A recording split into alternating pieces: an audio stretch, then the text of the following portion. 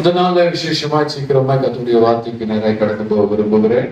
நீதிமொழிகள் 21ஆம் அதிகாரம் 31ஆம் வசனம் சொல்லுகிறது, குதிரை யுத்த நாளுக்கு ஆயத்தமாக்கப்படும், ஜெயமோ கர்த்தரால் வரும். கை வைத்து அல்லேலூயா சொல்லுங்க. இன்னைக்கு தேவன் நமக்கு ஜெயம் கொடுக்கிற ஆண்டவர்.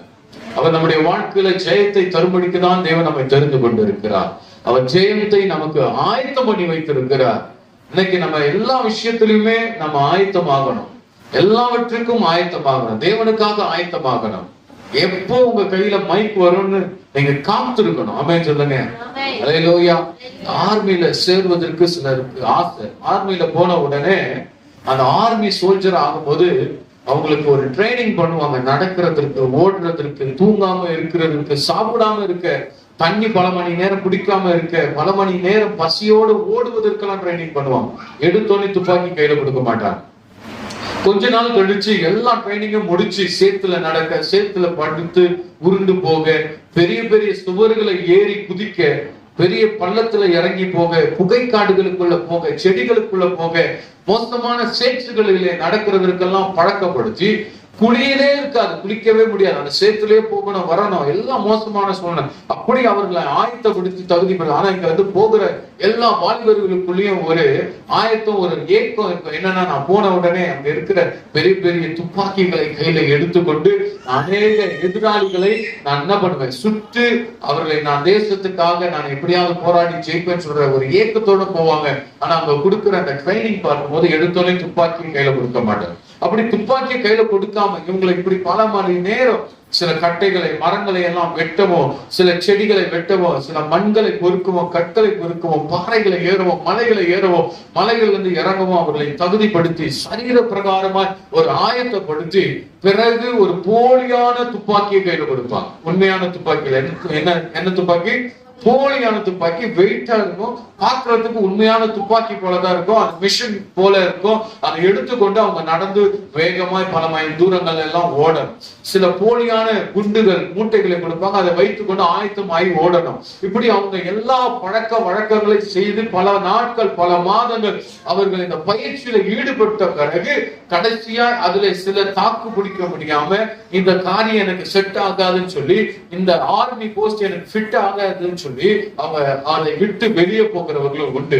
ஆனா எல்லா கஷ்டங்களையும், எல்லா மோசமான நிலைமைகளையும் அவர்கள் கடந்து வந்து, நான் இதற்காக தான் வந்தேன், நான் இதற்காக நிப்ப, எத்தனை துன்பம் வந்தாலும் சரி, துப்பாக்கி ஒரு நாள் என் கையில நான் ஏந்துவேன், அது உண்மையான துப்பாக்கி, தேசத்துக்காக ஏந்துவேன் என்கிற வைராக்கியமாக எல்லா கஷ்டங்களையும் அவங்க சகித்து அவர்கள் ஆயத்தமாய் போன பிறகு ஒரு நாள் அவர்களுக்கு ஒரு தகுதி பரிசை கொடுப்பார்கள்.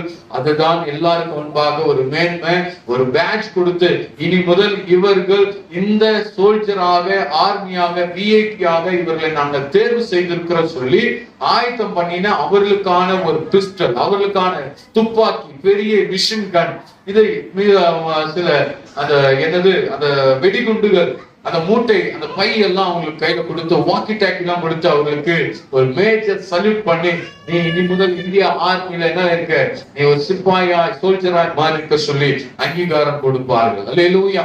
அப்போ ஒரு சாதாரண ஒரு காரியத்திற்காக ஒரு மனுஷன் இவ்வளவாக ட்ரைனிங் பண்ணி அவனை கொண்டு வந்து அவனை தகுதிப்படுத்தி பிறகு அவனுக்கு அந்த துப்பாக்கி கொடுப்பார்கள். ஆனா நீயும் நானும் ஆண்டவருக்காக ஆயத்தமாக வேண்டிய அவசியமா இருக்கிறோம். நாம பல கஷ்டங்கள் வரும், அந்த உபத்திரத்துல பொறுமையோடு இருந்து ஆயத்தமானா ஜெயத்தை தேவன் நமக்கு கொடுப்பார். நல்ல ஒரு ஆமென் சொல்லுங்க பாருங்க. வேதம் சொல்லுகிறது, ஜெயம் தேவனால வரும். நீங்க என்னதான் ஆயத்தமான. நிறைய பேர் பாருங்க, நல்லா படிச்சிருப்பாங்க, சின்ன வயசுல இருந்து ஃபர்ஸ்ட் மார்க் எடுத்திருப்பாங்க, ஃபர்ஸ்ட் ரேங்க் எடுத்திருப்பாங்க, ஆனா நல்ல வேலை கிடைக்காது, நல்ல இடத்துல நல்ல சம்பளம் கிடைக்காது, எங்க இன்டர்வியூ போனாலும் ஃபெயிலியர் ஃபெயிலியர் ஃபெயிலியர், எல்லாத்துலயுமே ஃபெயிலியர். சில நல்லா வந்திருப்பாங்க, அவங்களுக்கு ஊழியத்துக்கு அர்ப்பணிச்சிருப்பாங்க, அதுக்கு பிறகு பாத்தீங்கன்னா எல்லாத்துலயுமே ஃபெயிலியர். சிலருக்கு கல்யாணம் ஆகாது, நல்ல அழகா இருப்பான், பொண்ணு நல்ல அழகா இருக்கும், நல்ல பையன் அழகா இருப்பான், மல்லிகை போல இருப்பான், நல்ல சிக்ஸ் பேக் எல்லாம் வச்சிருப்பான், நல்ல ஜிம்முக்கு போயிருப்பான். ஆனா எந்த பொண்ணு பார்த்தாலும் திருமணம் பண்ணும்போது ரிஜெக்ட் பண்ணிக்கிட்டே இருப்பான். ஆனா குண்டா இருப்பான், மண்டையில முடி இருக்காது, வழுக்கையா இருக்கும், மூஞ்செல்லாம் ஒரு மாதிரி இருக்கும். அவனுக்கு பாத்தீங்கன்னா கல்யாணம் ஆயிருக்கும், ஒரு வேலை இருக்காது, வருமானம் இருக்காது, அவனுக்கெல்லாம் கல்யாணம் ஆயிருக்கும், குழந்தை இருக்கும், எல்லாம் ஃபிட்டா இருப்பாங்க. ஆனா பாத்தீங்கன்னா அவங்களுக்கு என்ன இருக்காது, சில ஆசீர்வாதங்கள் இருக்காது. ஏன் இப்படிப்பட்ட ஆசீர்வாத தடை? காரணம் வேதம் சொல்லுகிறது, ஜெயம் தேவனால் வருகிறது. அல்லேலூயா. ஒரு ஆசீர்வாதம் வரணுமானா நம்முடைய வாழ்க்கையில அது தேவனால் மட்டும்தான் வருகிறது. அதை மட்டும் மறக்கவே கூடாது. உன் வீடு கட்டப்பட வேண்டுமானால் அது தேவனால் வருகிறது. உனக்கு திருமண தடைகள் மாற வேண்டுமானால் அது தேவனால் வருகிறது. அந்த ஆசீர்வாதங்கள் தேவனால் வருகிறது. உன் பிள்ளைகள் நல்லா படிக்கணும், நல்ல ஸ்கூலுக்கு போகணும்னா நீ தேவ சமூகத்துல காத்திருந்து ஆயத்தமா இருப்பாயானால் உன் பிள்ளைகளுக்கு அந்த ஆசீர்வாதத்தை தேவன் தருவார். ஒரு நல்ல வேலை வேணுமானால் நீ ஆண்டவர் சமூகத்துல காத்திருக்கும் போது அவர் அந்த வேலைக்குரிய ஆசீர்வாதத்தை தேவன் தருவார். எல்லா நன்மைகளையும் தேவன் தருவார். கை வைத்து அல்லேலூயா சொல்லுங்க பாருங்க. உங்க தோல்விக்காக ஆண்டவர் படைக்கல. ஆனா ஒன்று ஞாபகம் வச்சுக்கோங்க, உங்க வாழ்க்கையில வரக்கூடிய எல்லா போராட்டங்கள் பிரச்சனைகளுக்கும் ஒரு முடிவை கர்த்தர் வைத்திருக்கிறார். அந்த முடிவு ஆசீர்வாத முடிவு. நம்ம கையை உயர்த்தி அல்லேலூயா சொல்லுங்க. தேவன் மேன்மையை தருவார், மேன்மையாய் வைப்பார், சாட்சியாய் நிறுத்துவார். பல நாட்கள் நான் அவமானத்தை கண்டவன், பல நாட்கள் நான் வேதனை கண்டவன். என் தகப்பனார் ஒரு குடிகாரர், என் தகப்பன் ஒரு இந்து மதத்தை சார்ந்தவர், என் தகப்பனார் ஒரு ஐயப்ப பக்தர் சார்ந்தவர். அநேக நேரத்துல குடும்பத்தை வெறுத்தவர், பிள்ளைகளை அவமானப்படுத்தினவர், மனைவியை நேசிக்காதவர், உறவினர்களை அவமானப்படுத்தியவர், என்னுடைய தாயாருடைய குடும்பத்தை அவமானப்படுத்தியவர், மோசமான கெட்ட வார்த்தைகளை பேசக்கூடியவர், எல்லாரையும் அவமானப்படுத்தக்கூடியவர். ஆனால் அப்படிப்பட்டவருக்கு பிறந்த என்னை என் தாய் ஆண்டவருக்குள்ள வைராக்கியமாய் ஒரு ஊழியக்காரனாய் வளர்த்து என்னைக்கு ஒரு பாஸ்டராக கர்த்தருக்கு ஸ்தோத்திரம், எனக்கு ஒரு ஊழியக்காரனாக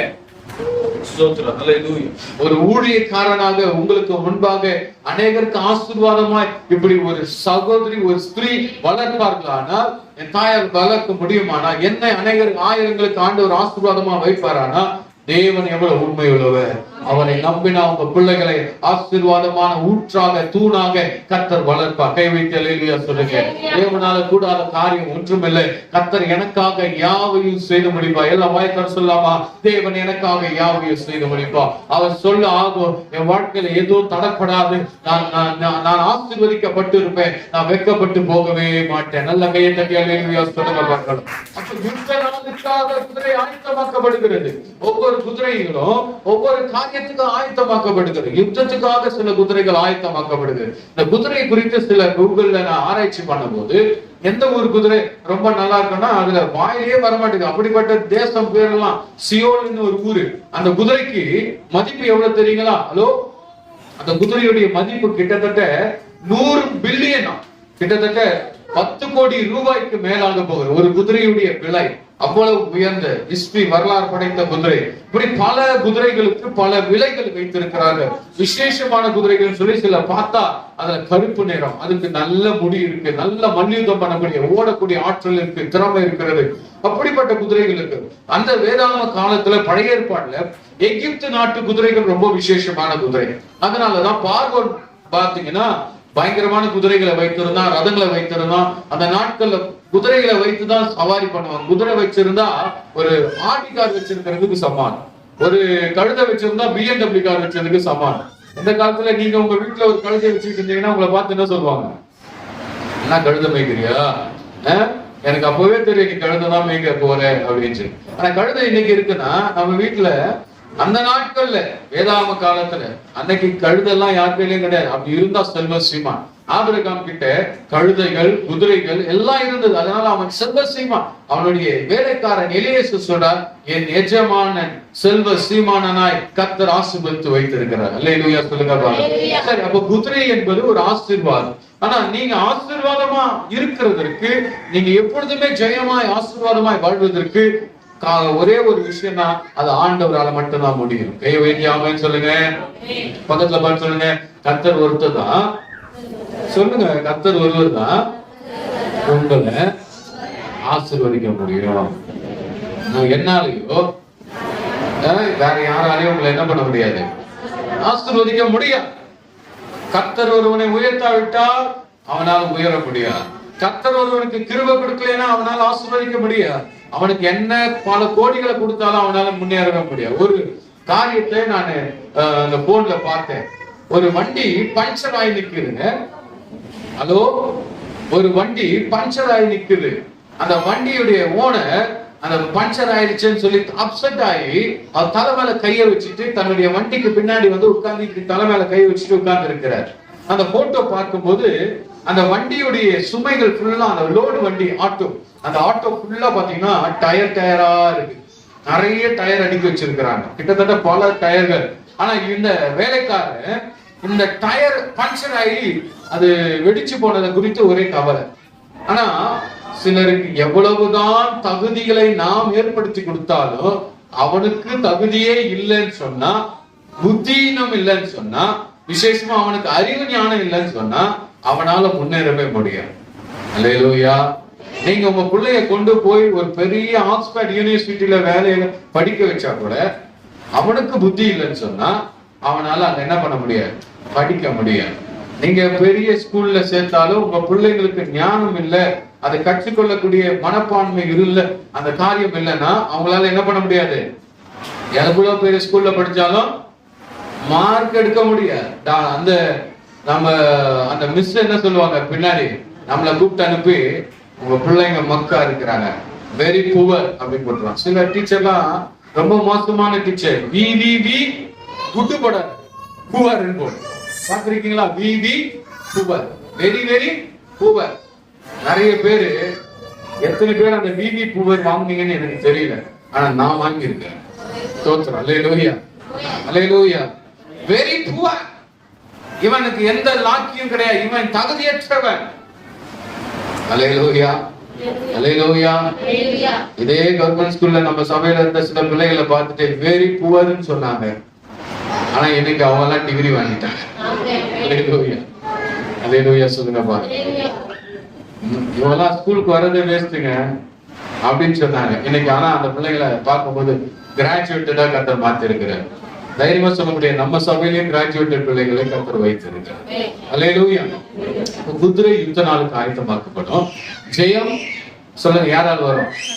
கர்த்தராலே வரும். இப்ப குதிரை என்பது பெரிய ஆசீர்வாதம். வேதத்துல பார்க்கிற போது சாலமோன் என்ன செய்தார் என்றால் 1 ராஜாக்கள் 10ஆம் அதிகாரம் 26ஆம் வசனத்துல, 1 ராஜாக்கள் 10:26 வேகமா எடுத்து வாசிக்கணும், யாராவது வாசிக்கணும். சாலமோன் ரதங்களையும் குதிரை வீரரையும் சென்றான். அவனுக்கு 1400 ரதங்கள் இருந்தது. எத்தனை ரதம்? அப்பா, 1400 ரதம். இந்த ஏரியா ஃபுல்லா நிக்க வச்சா கூட பத்தாது. 1400 chariots, ரதங்கள். அவ்வளவு ஆசீர்வாதம் சாலமோனுக்கு இருந்தது. குதிரைக்கு அப்புறம் அவனுக்கு 1400 ரதங்கள் இருந்தது. 10,000 குதிரை வீரர் இருந்தார்கள். அவர்களை எருசலேமின் தன்னிடத்திலும் வைத்திருந்தான். பாருங்க, அப்ப சேர்த்து வைக்கிற ஒரு சுபாவம். குதிரை ஒரு ஆசீர்வாதம். அல்லேலூயா சொல்லுங்க, குதிரை ஒரு ஆசீர்வாதம். அல்லேலூயா. செல்வாக்கு, செல்வம். உங்க வாழ்க்கையில சில செல்வங்கள் சேர்த்து வைக்க கற்றுக்கொள்ள வேண்டும். இதைதான் நான் மறுபடியும் ஆவியான நான் சொல்லிட்டு இருக்கிறேன். உங்கள் வாழ்க்கையில சிலவற்றை என்ன பண்ணணும்? சேர்த்து வைக்கணும். குதிரையை அவர்கள் சேர்த்து வைத்தான், ரதங்களை சேர்த்து வைத்தான். 1400 குதிரை வீரர்கள், 1000 குதிரை வீரர்கள், 1400 ரதங்கள் இருந்தது. குதிரைகளை சேர்த்து வைத்தான் சாலமோன். காரணம் என்ன?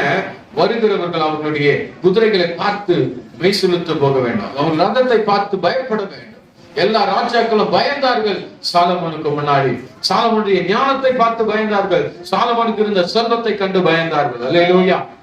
இன்னைக்கு நம்ம ஒரு தெருவுல ஒருத்தர் சட்டை கழுத்து நிறைக்க தங்கத்தை போட்டுட்டு கை கால் எல்லாம் நல்ல மோதிரத்தை மாட்டிச்சு அப்படி நடந்து வர்றாரு, ஒரு பட்டன் போட்டு வந்தா அவர் யாருன்னு தெரியலன்னா கூட பரவாயில்ல, மேல இருக்கிறத பார்த்தாவே எல்லாரும் என்ன பண்ணுவாங்க? அவருக்கு ஒரு பயம், அவரை பார்த்து ஒரு சல்யூட், மரியாதை கொடுப்பாங்க. ஏன்னா செல்வசீமான், இவர்கிட்ட இவ்வளவு செல்வம் இருக்கு, ரெஸ்பெக்டட் பர்சன் போல இருக்கு, ஒரு உயர்ந்த மனிதன், இவர்கிட்ட எல்லாம் இருக்குதுன்ற முதல் மரியாதை கொடுக்கிறாங்க. அல்லேலூயா, அல்லேலூயா. நம்ம நடந்து போனா நம்மளை பார்த்து யாராவது மரியாதை கொடுக்கணும். ஆமென். எல்லாம் சொல்லுங்க, நம்மளை பார்த்தா மரியாதை கொடுக்கணும். அந்த மரியாதையை தேவன் தான் நமக்கு உருவாக்கணும். அல்லேலூயா. கர்த்தர் ஒருவருக்கு ஜெயம் கொடுக்கல, கர்த்தர் ஒருவருக்கு அந்த காரியத்தை உருவாக்கலைன்னா ஒண்ணும் செய்ய முடியும். அதனால இன்னைக்கு நான் உங்களுக்கு சொல்லிக் கொடுக்கிற காரியம், ஆண்டவர் சொல்லுகிற வசனமானது, ராஜா, அந்த சாலமோன் ராஜா இந்த குதிரைகளை சேர்த்து வைத்தது போல சில செல்வங்களை நீங்கள் சேர்க்க ஆரம்பிக்கணும். பிராக்டிஸ் பண்ணுங்க. ஆமென் சொல்லுங்க பார்க்கலாம். அல்லேலூயா. நீங்க பிராக்டிஸ் பண்ணணும். என்ன பிராக்டிஸ்? செல்வங்களை சேர்த்து வைக்க, பணம் சேர்த்து வைக்க, சில பொருட்களை சேர்த்து வைக்க. அல்லேலூயா. நிறைய துணி வாங்கி சேர்த்து வச்சீங்கன்னா அது ஒரு ஆசீர்வாதம் நினைக்காதீங்க. அதனால பிரயோஜனம் இருக்காது. பிள்ளைக்கு ஒரு நாள் கிழிஞ்சு போயிடும். 20 வருஷத்துக்கு முன்னாடி வாங்கின பட்டு சேலையே நீ பீரோலயே வச்சிருந்தீங்கன்னா அது அப்புறம் எடுத்து பார்த்தீங்கன்னா அது அப்படியே வடிவோட இருக்குமே தவிர எடுத்து போட முடியாது. உடைஞ்சிடும், உடைஞ்சு போயிடும். பயன்படுத்தணும். அல்லேலூயா. நீங்க நல்லா படிச்சிருக்கீங்க, உங்க தகுதியை பயன்படுத்துங்க. அப்படியே இருந்தா அது வேஸ்டா போயிடும். அல்லேலூயா. எல்லாமே சொல்லுங்க. இருக்கீங்களா? செல்வங்களை சேர்த்து வைங்க. அது போல சிலர் பாத்தீங்கன்னா செல்வங்களை சேர்த்து வைப்பாங்க, பிறகு அந்த செல்வத்தை குறித்து ஒரு பெருமை வந்துடும். வசனம் சொல்லுகிறது, சில குதிரைகளை குறித்தும் ரதங்களை குறித்தும் மேன்மை பாராட்டுகிறார்கள், நாங்களோ எங்கள் தேவனுடைய கர்த்தருடைய நாமத்தை குறித்து மேன்மை பாராட்டுகிறோம். செல்வத்தை சேர்த்து வை. ஆனா அதனால நீ ஒரு நாள் புகழ்ச்சி அடைய போறது இல்ல. அதனால மேன்மை காட்டாத, அதற்கு மரியாதை கொடுக்காத, கர்த்தருக்கு மரியாதை கொடு. கர்த்தரை உயர்த்து. கர்த்தர் எல்லாவற்றையும் உனக்கு தருவா. அவன் எல்லாம் ஆமென் சொல்லுங்க. இப்போ வேதம் சொல்லுங்க, முதலாவது மத்தேயு 6:33 சொல்லுங்க, முதலாவது தேவனுடைய ராஜ்யத்தை அவர் நீதியை தேடு, மீதியானது எல்லாம் உனக்கு கூட கொடுக்கப்படும். everything will be added to you in your provision. வாழ்க்கையில கொடுக்கப்படும். உனக்கு ஆசீர்வாதம் கொடுக்கப்படும். நல்ல வேலைக்கு போகணும். அந்த வேலைக்கு போகிறதுக்கு பேலன்ஸ் தான் வேணும். சம்பாதிக்கிறதுக்கான பலன் வேணும். அல்லேலூயா. எல்லாமே சொல்லுங்க. வேலை வரணும், அது ஒரு ஆசீர்வாதம். வேலை செய்வதற்கு நம்ம பலன் வேணும், அது ஒரு ஆசீர்வாதம். இன்னைக்கு நிறைய பேருக்கு வேலை இருக்கு, செய்யறதுக்கு பலன் இல்லை. பலன் இல்லாம நிறைய பேர் வேலைக்கு போக முடியல. அல்லேலூயா. அல்லேலூயா. நம்ம பாட்டி அம்மா, குமாரி பாட்டி, அவங்க வேலை இருக்குது இன்னும் கொஞ்சம் வருஷத்துக்கு. சின்னாவுடைய மாமியார் இருக்கு. பலவீனம் வந்ததுனால அவங்களால என்ன பண்ண முடியல, அந்த வேலைக்கு போக முடியல. அந்த வேலைக்கு போனா இன்னும் அந்த வீடு ஆசீர்வாதமா இருக்கும். சிலருக்கு போகிறதுக்கு வாய்ப்புகள் இருக்கு, ஆனா உடம்புல என்ன இல்ல, பலன் இல்ல. அப்ப அந்த பலன் தேவன் தான் தர வேண்டும். கை வைக்காம சொல்லுங்க, நாம் ஆண்டவரை துதித்து உயர்த்த உயர்த்த அவர் நம்மை மேன்மைப்படுத்துவார், ஆசீர்வதிப்பார். கர்த்தருடைய நாமம் மகிமைப்படுவதாக. அல்லேலூயா. அல்லேலூயா. பாருங்க, அதனால செல்வத்தையே நம்பிட்டு இருக்காத. செல்வம் என்கிற சேர்த்துவை அது உனக்கு தேவைதான். அந்த செல்வத்தினால உனக்கு ரட்சிப்பு வரும் என்று நினைக்காது. வசனம் சொல்கிறது, சங்கீதம் 33:17 வசனத்துல, ரட்சிக்கிறதற்கு குதிரை விருதா, அது தன் மிகுந்த வீரியத்தால் தப்புவியாது. ரட்சிக்கிறதுக்கு குதிரை ரட்சிக்கிறதுக்கு என்ன இல்ல. அந்த நாட்கள்ல குதிரையில தான் ஓடி போய் சண்டை போடுவாங்க, ஒருத்தவங்களை காப்பாற்றுவாங்க, கொண்டு வருவாங்க. அங்க டிரான்ஸ்போர்டேஷன் எல்லாம் அப்படிதான் நடந்தது. ஆனால் நீ குதிரையே நம்பிட்டு இருக்காத, நகையே நம்பிட்டு இருக்காத, பொருளையே நம்பிட்டு இருக்காத, வீடையே நம்பிட்டு இருக்காத, சொத்துக்களே நம்பிட்டு இருக்காத. சேர்த்துவை, ஆனால் அது உன்னை ரட்சிக்காது. உன்னை ரட்சிப்பவர் இயேசு ஒருவரே. கைவேட்டி அல்லேலூயா சொல்லுங்க. ரட்சிப்பவர் இயேசு ஒருவரே. நம்மை காப்பாற்றுகிறவர் இயேசு கிறிஸ்து ஒருவரே. அதனால குதிரை தேவைதான், ஆனால் குதிரையே நம்பிக்கொண்டு இருக்காது. குதிரையை காட்டிலும் பெரியவர் ஒருவர் இருக்கிறார். ஆசீர்வாதத்தை காட்டிலும் பெரியவர் இருக்கிறார். ஆசீர்வாதம் வேணும் வேணும்ன்றது இல்ல, ஆசீர்வதிக்கிறவர் தான் வேணும். ஆமென் சொல்லுங்க பார்க்கலாம். அல்லேலூயா. உங்களுக்கு முன்னாடி பைபிள் இருக்கு. பைபிள் வேணுமா, ஐபோன் வேணுமான்னு கேட்டா நீங்க என்ன சொல்லணும்? பைபிள் வேணும்.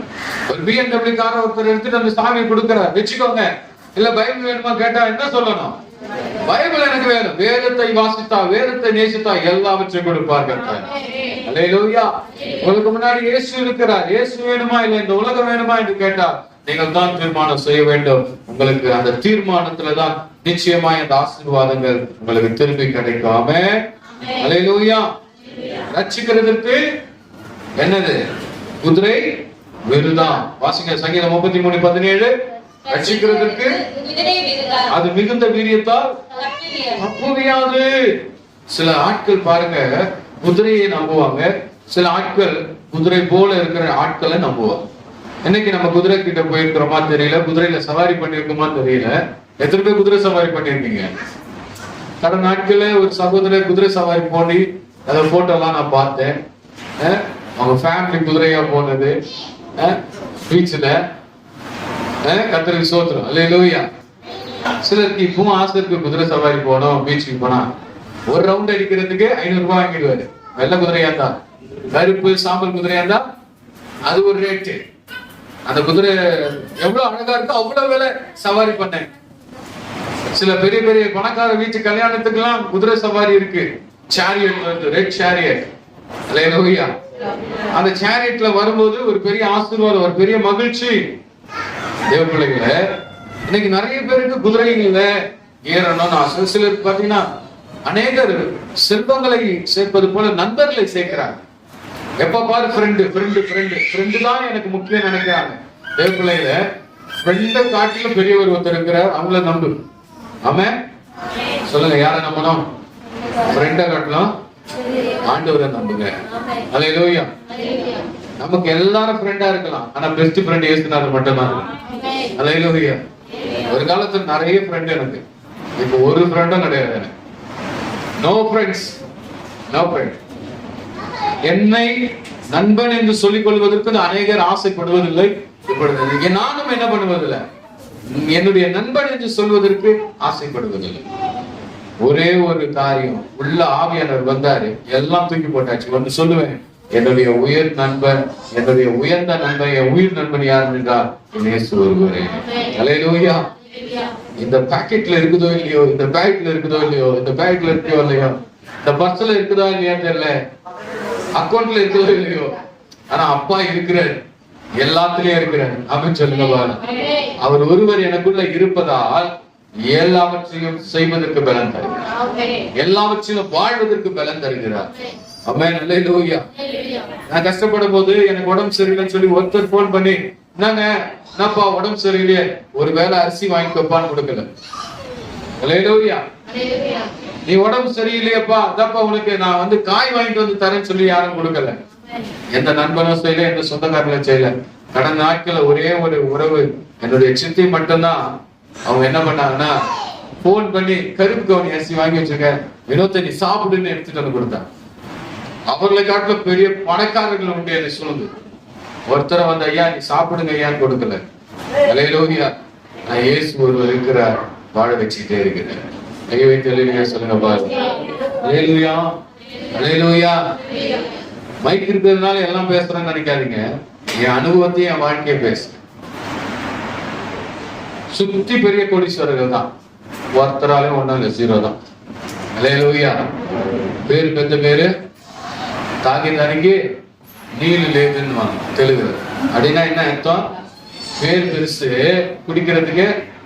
ஐயா ஒருத்தர் சொன்னா, உங்களுக்கு என்னப்பா அந்த சைட்ல பெரிய பாஸ்ட், இந்த சைட்ல பெரிய பாஸ்ட், இந்த சைட்ல பாஸ்ட், இந்த பக்கத்துல பெரிய கூட்டம் இருக்குது, அந்த பக்கம் எந்த கூட்டமும் ஒன்னுத்துக்கும் பிரயோஜனம் இல்லை. இயேசுதான் பெரியவர். கை வைத்த சொல்லுங்கப்பா.